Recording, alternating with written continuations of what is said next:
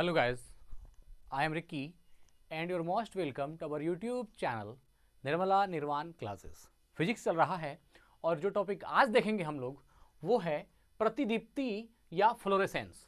प्रतिदीप्ति या फ्लोरेसेंस क्या है, आज इसको बेहतरीन ढंग से समझेंगे, तो अंत तक बने रहिएगा। बहुत छोटा टॉपिक है और इस टॉपिक के एंड होते होते तक आप अच्छी प्रकार समझ पाएंगे कि प्रतिदीप्ति या फ्लोरेसेंस क्या है। तो ऐसा है कि प्रकृति में जो है बहुत तरह के पदार्थ पाए जाते हैं, है ना। नेचर में बहुत तरह के पदार्थ पाए जाते हैं, तो कुछ पदार्थ ऐसे हैं, है ना। इसी नेचर में कुछ पदार्थ हम ये बताना चाह रहे हैं कि कौन सा पदार्थ है जिसमें प्रतिदीप्ति का गुण पाया जाता है, या प्रतिदीप्ति का गुण क्या होता है, प्रतिदीप्ति क्या है। तो प्रकृति में कुछ ऐसे पदार्थ होते हैं कि जब आप उस पर उच्च आवृत्ति या छोटी तरंगदैर्घ्य का प्रकाश डालें, जैसे मान लीजिए कि कोई एक पदार्थ है प्रकृति में जिस पर कि अगर यदि आप उच्च आवृत्ति या छोटी तरंगदैर्घ्य का प्रकाश जब डालते हैं उसके ऊपर, तो वह क्या करता है, उस उच्च आवृत्ति और छोटी तरंगदैर्घ्य के प्रकाश को अवशोषित कर लेता है और अवशोषित करने के बाद निचली आवृत्ति और ऊंची तरंगदैर्घ्य के प्रकाश को वह रिफ्लेक्ट करता है, वह प्रकाश को उत्सर्जित करता है। और जिस पदार्थ में इस तरह की घटना होती है उसको क्या बोलते हैं, प्रतिदीप्ति बोलते हैं। और जिस पदार्थ में ये घटनाएं घटती है उस पदार्थ को प्रतिदीप्ति पदार्थ कहते हैं। इसको बेहतरीन ढंग से समझेंगे। अब इसमें और भी बहुत सारे पॉइंट हैं, उसको हम लोग अच्छे से देखेंगे, लास्ट तक जरूर बने रहिएगा। तो चलिए हम लोग देखते हैं इसका डिफिनेशन कि प्रतिदीप्ति या फ्लोरेसेंस क्या है। तो क्या लिखेंगे, प्रकृति में कुछ पदार्थ ऐसे होते हैं, है ना। प्रकृति में कुछ पदार्थ ऐसे होते हैं, प्रकृति में कुछ पदार्थ ऐसे होते हैं, ठीक है ना, जब उन पर उच्च आवृत्ति, जब उन पर उच्च आवृत्ति, जब उन पर उच्च आवृत्ति या छोटी तरंगदैर्घ्य का प्रकाश, या छोटी तरंगदैर्घ्य का प्रकाश, छोटी तरंगदैर्घ्य का प्रकाश डाला जाता है, प्रकाश डाला जाता है, ठीक है ना, तो वे उसे अवशोषित कर लेते हैं, तो वे उसे अवशोषित कर लेते हैं, अवशोषित कर लेते हैं। और अवशोषित कर लेने के बाद क्या करता है ना, जब प्रकृति में कुछ ऐसे पदार्थ होते हैं जब उन पर उच्च आवृत्ति मतलब हाई फ्रीक्वेंसी और जो है छोटी तरंगदैर्घ्य स्मॉल वेवलेंथ का प्रकाश डाला जाता है, तो वे उसे अवशोषित कर लेते हैं और क्या करता है, और निचली आवृत्ति या ऊपरी तरंगदैर्घ्य क्या करते हैं, उत्सर्जित करते हैं। तो तीसरा पॉइंट क्या लिखेंगे, है ना, तो और अपेक्षाकृत निचली आवृत्ति, और अपेक्षाकृत निचली आवृत्ति, अपेक्षाकृत निचली आवृत्ति या ऊंची तरंगदैर्घ्य का प्रकाश उत्सर्जित करते हैं, या ऊंची तरंगदैर्घ्य का प्रकाश, ऊंची तरंगदैर्घ्य का प्रकाश उत्सर्जित करते हैं, है ना, उत्सर्जित करते हैं। अब देखिए कहा कि प्रकृति में बहुत सारे पदार्थ पाए जाते हैं, कुछ पदार्थ ऐसे हैं जब उन पर उच्च आवृत्ति अर्थात हाई फ्रीक्वेंसी, उच्च आवृत्ति या छोटी तरंगदैर्घ्य, है ना, मतलब स्मॉल वेवलेंथ का प्रकाश डाला जाता है, तो वे क्या करते हैं, उसे अवशोषित कर लेते हैं और अपेक्षाकृत निचली आवृत्ति मतलब लो फ्रीक्वेंसी या ऊंची तरंगदैर्घ्य हाई वेवलेंथ का प्रकाश उत्सर्जित करते हैं, अर्थात बाहर प्रोड्यूस करते हैं, उत्सर्जित करते हैं, है ना। तो ऐसे पदार्थ को क्या बोलते हैं, प्रतिदीप्ति पदार्थ कहते हैं। इन पदार्थों के द्वारा प्रकाश का उत्सर्जन तभी तक होता है। देखिए इसमें अब दो तीन बात, तो एक तो साफ हो गया, अगर यदि आपको प्रतिदीप्ति का परिभाषा याद करना होगा, याद करना है, याद रखना है, तो पहले बात ये ध्यान रखिए कि प्रकृति में बहुत सारे पदार्थ पाए जाते हैं, कुछ पदार्थ ऐसे हैं जिन पर उच्च आवृत्ति पहले बार जो आप डालिएगा इनपुट के रूप में, वो क्या होगा, फ्रीक्वेंसी हाई होगी और वेवलेंथ कम होगा। मतलब कि आवृत्ति ज्यादा होगा, तरंग दैर्घ्य कम होगा, आवृत्ति ज्यादा होगा, तरंग दैर्घ्य कम होगा, आवृत्ति ज्यादा, तरंग दैर्घ्य कम। उसका करेगा वो अवशोषण। जो भी पदार्थ प्रतिदीप्त पदार्थ है वो क्या करेगा, उच्च आवृत्ति और छोटी तरंग दैर्घ्य के प्रकाश को अवशोषित करेगा, अर्थात उसका अवशोषण करेगा, और फिर आउटपुट में क्या करेगा, वो निचली आवृत्ति फ्रीक्वेंसी को लो कर देगा, और जो छोटी तरंग दैर्घ्य था ये ऊंची तरंग दैर्घ्य हो जाएगी। मतलब कि एक अगर आप याद रखते हैं आवृत्ति और तरंग दैर्घ्य से, तो आपको ये चीज याद हो जाएगी। क्या, आवृत्ति जो होना चाहिए पहले में जो इन दे रहे हैं, तो आवृत्ति उच्च होना चाहिए और तरंग दैर्घ्य क्या होना चाहिए, छोटी। तरंग दैर्घ्य क्या होना चाहिए, छोटी होनी चाहिए, मतलब कि तरंग दैर्घ्य लो होना चाहिए।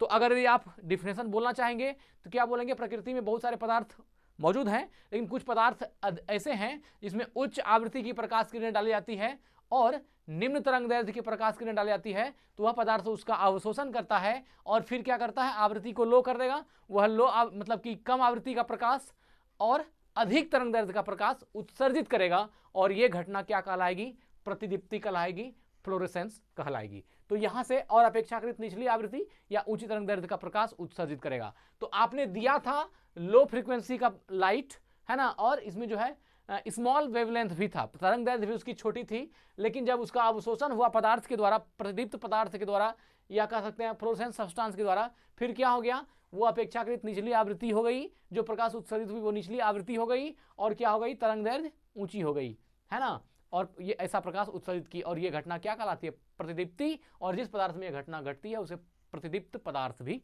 कहते हैं। तो ये डिफिनेशन आपको याद रखना है। तो सब लड़का मिस्टेक इसमें कहाँ करता है कि जब पहले जो डिफिनेशन दी जाती है उसमें उच्च आवृत्ति को कभी कभी कर देता है उच्च तरंग दैर्घ्य, और तरंग दैर्घ्य को कर देता है उच्च आवृत्ति। ये गलत हो जाएगा। यहाँ आपको ध्यान रखना है कि आवृत्ति जो है वो पहले हाई होगी। देखिए, आप अगर याद रखना चाहेंगे तो एक तरीका आपको बताते हैं। जब आप देवनागरी लिपि लिखते हैं तो पहले ओ आ आता है, और तो जो है तरंग दैर्घ्य बाद में आता है। तो जो पहले आता है उसको पहले कीजिए, जो बाद में आता है बाद में कीजिए। मतलब कि पहले का मतलब क्या, उसको ज्यादा रखिए। आवृत्ति ओ पहले, ओ के बाद आ पहले आ जाता है, इसलिए इसको ज्यादा बढ़ा के डालना है ना। क्या लिखना है कि जब उन पर उच्च आवृत्ति, मतलब ज्यादा आवृत्ति और कम तरंग दैर्घ्य, ज्यादा आवृत्ति और कम तरंग दैर्घ्य। और जब आप ऊपर में ज्यादा आवृत्ति कर दिए तो जैसे ही प्रकाश का अवशोषण होगा वो उल्टा हो जाएगा। जो ज्यादा आवृत्ति थी वह क्या हो गई, निचली आवृत्ति कम आवृत्ति हो गई, और जो कम तरंग दैर्घ्य था वो क्या हो गई, ऊंची तरंग दैर्घ्य हो गई। तो इसको उल्टा देना है। तो आपको क्रम याद रखना है कि अगर आप पहले आएगा तो इसको ज्यादा रखना है, और तो बाद में आता है इसलिए इसको बाद में रखना है। तो ऐसे आपको याद हो जाएगा कि जब भी प्रतिदीप्ति का डिफिनेशन आप देंगे तो आपसे मिस्टेक नहीं होगा, या एग्जाम में ऑब्जेक्टिव में आएगा तो आप मिस्टेक नहीं करेंगे। आपसे कह देगा कि प्रतिदीप्ति पदार्थ जो प्रकाश उत्सर्जित करती है उसमें फ्रीक्वेंसी कैसी होती है, तो फ्रीक्वेंसी निचली होती है, अर्थात कम फ्रीक्वेंसी होती है। उसका वेवलेंथ कैसा होता है, जब प्रतिदीप्त पदार्थ है ना किसी प्रकाश का पदार्थ को उत्सर्जित करता है तो उसकी तरंग दैर्घ्य कैसी होती है, तो वेवलेंथ हाई होती है, उच्च तरंग दैर्घ्य होती है। तो ये याद रखने के लिए आपको ध्यान में रखना है, आवृत्ति पहले आती है इसलिए आवृत्ति ज्यादा होगा। जिस प्रकाश को हम डालेंगे उस पदार्थ के ऊपर उसकी आवृत्ति ज्यादा होगी, तरंग दैर्घ्य कम होगी। और बाद में जब वो पदार्थ प्रकाश को उत्सर्जित करेगा तो इसको उल्टा देंगे, आवृत्ति को कम कर देंगे और छोटी तरंग दैर्घ्य को हाई कर देंगे। ठीक है, ये बात समझ में आ जाएगी। ठीक है ना। अब है, इन पदार्थों के द्वारा प्रकाश का उत्सर्जन तभी तक होता है, इन पदार्थों के द्वारा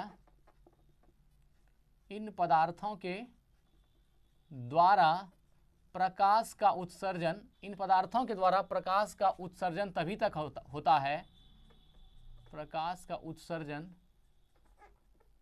तभी तक होता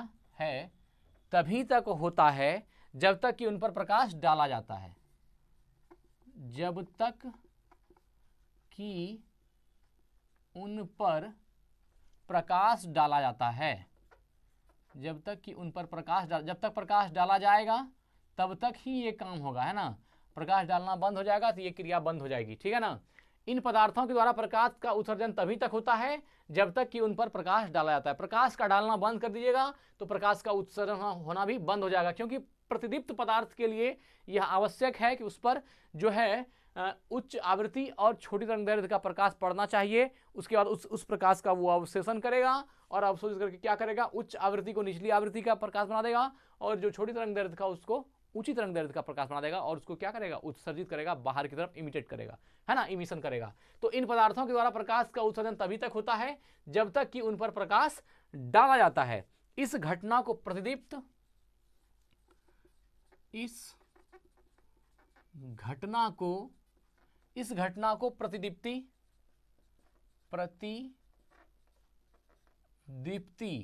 इस घटना को प्रतिदीप्ति और ऐसे पदार्थ को प्रतिदीप्त पदार्थ कहते हैं, और ऐसे पदार्थ को प्रतिदीप्त पदार्थ कहते हैं, है ना, प्रतिदीप्त पदार्थ कहते हैं।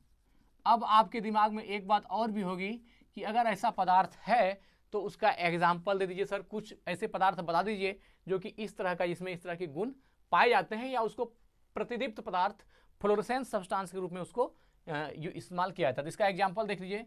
उदाहरण में एक नंबर जो है आपका फ्लोरोस्पार आ जाएगा, है ना,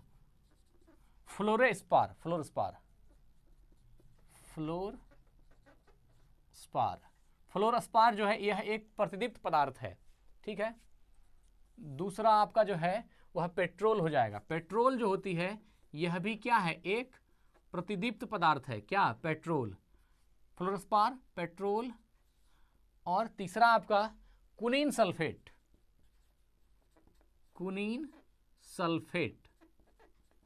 यह भी जो है एक, कुनीन सल्फेट भी एक प्रतिदीप्त पदार्थ है। और चौथा जो है आपका यह है यूरेनियम ऑक्साइड, है ना, यूरेनियम ऑक्साइड। ये सभी एग्जाम्पल याद रखिएगा, कभी कभी हो सकता है आपसे पूछा जाए, है ना, यूरेनियम ऑक्साइड। और पांचवा है बेरियम, है ना, बेरियम प्लेटिनो साइनाइड,